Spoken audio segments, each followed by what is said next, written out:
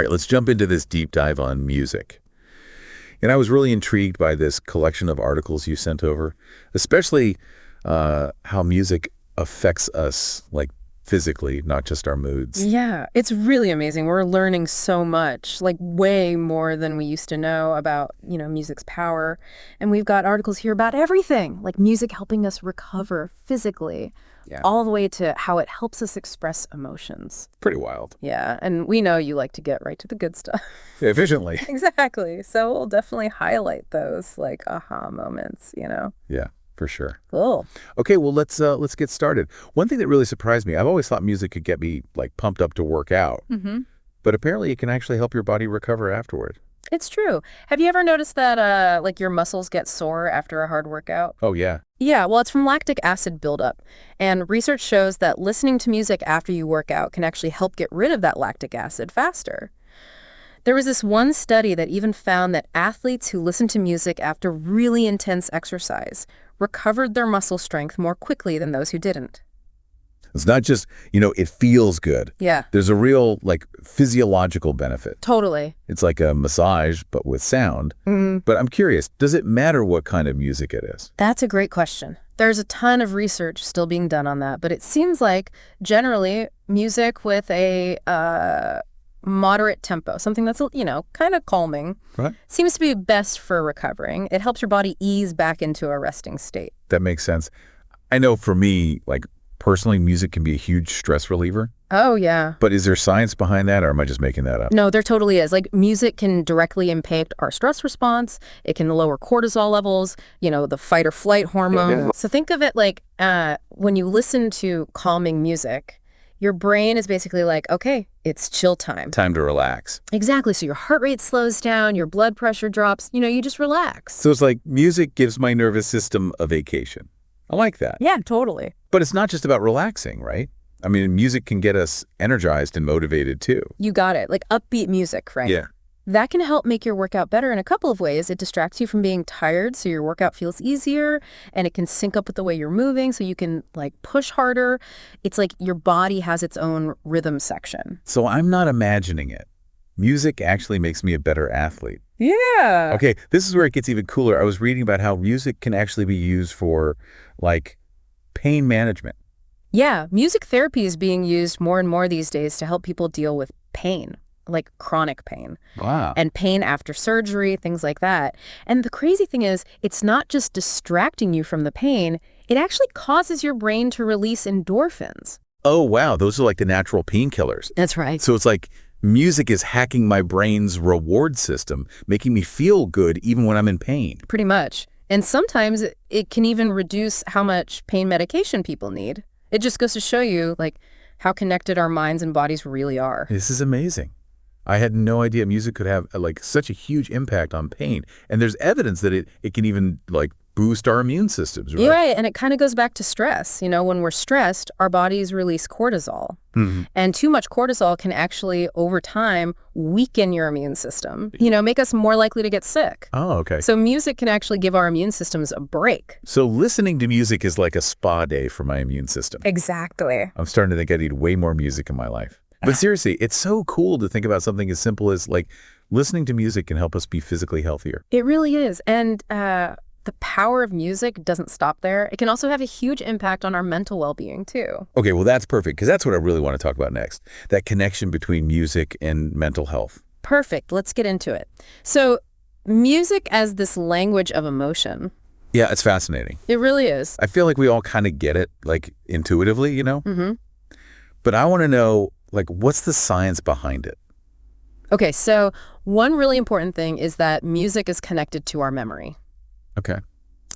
So think about a song that like totally takes you back to a certain time or place. Oh, yeah. Like a song from your childhood, or like a song that was playing at like a big event. Right. Or even just a song that reminds you of a specific person. Yeah, exactly. Oh, for sure. Certain songs can bring back, like, super strong memories and emotions. Like, it's almost like time travel. It is. But how does that work?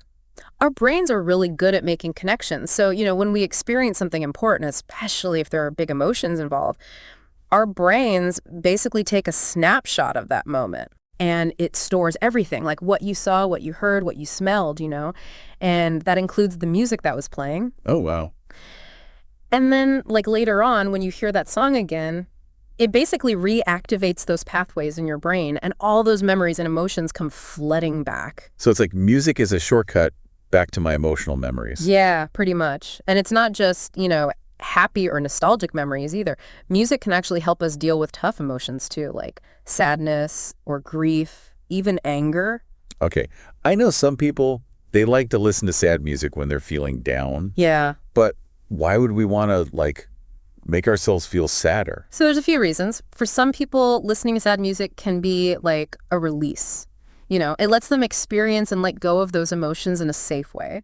Kind of like giving yourself permission to just feel those feelings, no judgment. Yeah, so it's not about, like, wallowing in sadness. It's about, actually feeling it and dealing with it. Exactly. And there's a social side to it too. When you listen to music that, like, puts words to how you're feeling, it can make you feel less alone. Like, seen. Yeah, like the music is saying, hey, I get it. You're not the only one going through this. It's comforting. It is. And on a bigger scale, music connects us to other people too. Oh, yeah. Think about concerts, festivals, Oh, for sure. There's nothing like seeing music live with other people. There really isn't. That energy is crazy. Yeah. And music can be a really powerful way for people to express themselves and fight for social change. Yeah, that's right. Like throughout history, music has inspired movements.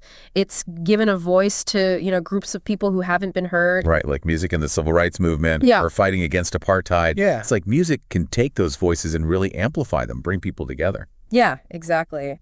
And even day to day, right? Music helps us connect with people who have similar tastes. Think about it. We use music to, like, show people who we are. Yeah. What we care about. Yeah, what we're into. Like, our music choices can say a lot about us. Totally, like a sonic fingerprint. Yeah. And that's, one of the things that makes music so powerful. It doesn't matter if you speak the same language or come from the same culture. You can connect with anyone through music. It really is a universal language. So we've talked about how music affects us emotionally and how it brings people together. But, like, physically, what's happening, what's going on in my brain when I listen to music? That is the question. It's so cool. It really is. And scientists have been trying to figure that out for years. Yeah. We still have a lot to learn. Yeah. But we're starting to understand how music works in our brain. So, there's the auditory cortex, the part that processes sound. Okay, so that's where I hear the music. Yeah, but it's not just, passive listening. When we listen to music, other parts of our brains get involved too. Parts that deal with emotion, memory, movement, even language. Wow, so my whole brain is, like, lighting up. Pretty much, yeah. Okay, no wonder music can have such a powerful effect on us. It's amazing. And one of the coolest things is that music can cause our brains to release all sorts of chemicals. The same ones that get released when we experience pleasure or excitement. So it's like chemically changing my brain. Right. Like when you listen to music you like, your brain releases dopamine. The feel-good chemical. Exactly. Music can also release oxytocin, the cuddle hormone. Oh, right. Which is all about bonding and feeling connected. So music is making me feel good and making me feel connected to other people. It is. And those chemical changes can change how we think and how we act. You're right. They can even affect our physical health. Like music can reduce stress, improve your mood, even help your immune system. Music is like a superpower. But there's so much different music out there. Does different music affect our brains differently? That's a really great question, and that's one thing scientists are really looking into right now. But we do know that certain musical elements, like tempo, rhythm, and melody, can cause different emotional responses. Like, fast music with a strong beat. Yeah. That's usually energizing and stimulating. And then slower, more melodic music, that can be calming. Right. And it's not just the music itself, it's the context too, right? Like the same song can make you feel totally different depending on where you are, Right. who you're with. Totally. Like if a song reminds me of a party, but then I hear it after a breakup, it's going to make me feel sad. Exactly. It's complicated, Our responses to music, they're influenced by so many things. Biology, psychology, culture. So many things. It's a mix of everything. Yeah. But that's what makes music so fascinating. This has been so insightful. I feel like I understand. Like the power of music so much more now, I'm glad to hear that. and how it connects us, and how it affects our emotions. It's really just the beginning, though. Yeah. There's so much more to discover. In our next deep dive, we're going to go even further and see how music shapes our cultures, societies, and what it means to be human. I can't wait. So music is everywhere, and it affects us in so many ways.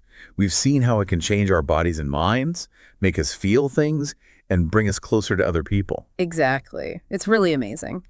And in this last part of our deep dive, I want to look at how music goes beyond just us as individuals, how it shapes cultures and societies, and even helps us understand history. Yeah, I've always thought music can, capture what it felt like to be alive at a certain time and place. You're right. Music is like a mirror reflecting the culture that made it. It shows us what people valued, what they believed in, even their struggles and joys, and it keeps those things alive for future generations. Think about folk music, for example. A lot of times it's telling stories about everyday life, about historical events, and it passes on traditions through song. That makes sense. I remember learning about that folk music revival in America back in the 60s. It was such a crazy time, socially and politically, and music was such a powerful way for people to protest and express themselves. I mean, songs like Blowin' in the Wind by Bob Dylan, they really captured how people were feeling. Yeah. And it's not just the words, the musical styles themselves can tell us a lot. Think about how jazz music changed over time. Okay. It started in African American communities, blending African and European musical traditions. And as jazz spread and evolved, it showed how the world was changing, and how African American culture was becoming more influential. It's like musical styles can give us a glimpse into history. Absolutely. And it's not just about the past either. Music still shapes culture today. I mean, look at how popular K-pop is worldwide, or how Latin trap has taken off. These genres are musically fresh, but they also show us how South Korea and Latin America are becoming, global cultural forces. It's crazy how music can connect people from all over the world. Yeah. But with all the technology we have now, like AI and stuff, I wonder how music will change and shape our world in the future. It's exciting to think about. We're already seeing things like virtual reality concerts, AI making music, even personalized soundtracks. Imagine going to a concert from your living room and interacting with virtual musicians, or having AI create music based on your mood. That's wild. Yeah. But do you ever worry that we'll lose something, like the real heart of music, because of all this tech? That's a good point. We have to remember that technology is just a tool, right? Right. It can help us be more creative, but the real power of music is how it makes us feel things, how it tells stories. As long as we don't forget that, I think music will keep evolving in ways we can't even imagine yet. I like that. So even with all the virtual stuff and AI music, the real magic of music, that connection won't go away. Exactly. Music is a universal language. It's a gift, We got it from the people who came before us, and we'll pass it on to the next generation. Well, this deep dive has been awesome. I feel like I understand music in a whole new way, how it affects us, how it shapes our world. Me too. It's been fun. And hey, remember, music is everywhere. Keep listening, keep exploring. You never know what you'll find. Thanks for going on this journey with us.